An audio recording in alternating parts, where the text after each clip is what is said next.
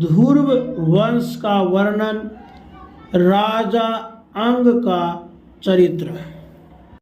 श्री मैत्रेय जी ने कहा, विदुर जी, महाराज ध्रुव के वन चले जाने पर उनके पुत्र उत्कल ने अपने पिता के सार्वभौम वैभव और राज्य सिंहासन को अस्वीकार कर दिया।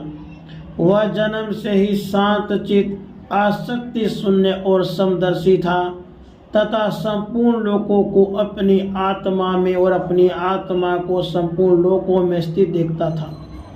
उसके अंतःकरण का वासना स्वरूप मल अखंड योग अग्नि में भस्म हो गया था। इसलिए वह अपनी आत्मा को विशुद्ध बोध रस के साथ अभिन्न, आनंदमय और सर्वत्र व्याप्त देखता था। सब प्रकार के भेद से रहित प्रशांत ब्रह्म को ही वह अपना स्वरूप समझता था तथा अपनी आत्मा से भिन्न कुछ भी नहीं देखता था।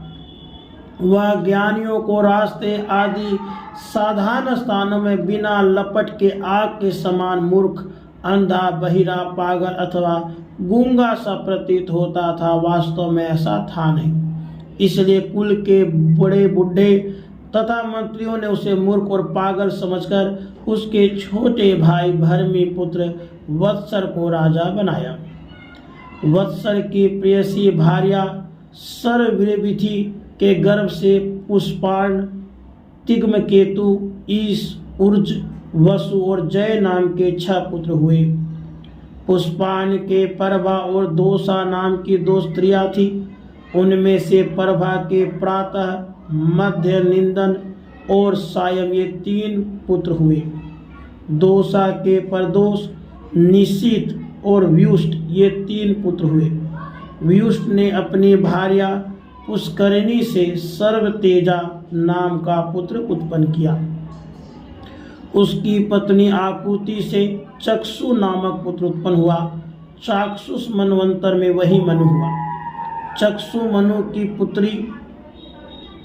मनु की स्त्री नडवला से पुरु, कुत्स, त्रित, द्युम्न, सत्यवान, ऋत, वत, अग्निष्टोम, अतिरात, प्रद्युम्न, शिबी और उल्मुख ये 12 सत्वगुणी बालक उत्पन्न हुए। उनमें उल्मुख ने अपनी पत्नी पुष्करणी से अंग, सुमना, ख्याति, कर्तु, अंगिरा और गय ये 6 उत्तम पुत्र उत्पन्न किए। अंग की पत्नी सुनीता ने क्रूर कर्मावेन को जन्म दिया, जिसकी दुष्टता से उद्विग्न होकर राजर्षि अंग नगर छोड़ के चले गए थे। प्यारे विदुर जी, मुनियों के वाक्य वज्र के समान अमोघ होते हैं। उन्होंने कुपित होकर वेन को शाप दिया और जब वह मर गया तब कोई राजा न रहने के कारण लोक में लुटेरों के द्वारा प्रजा को बहुत कष्ट होने लगा। यह देखकर उन्होंने वेन की दाहिनी भुजा का मंथन किया, जिससे भगवान विष्णु के अंशावतार आदि सम्राट महाराज पृथु प्रकट हुए।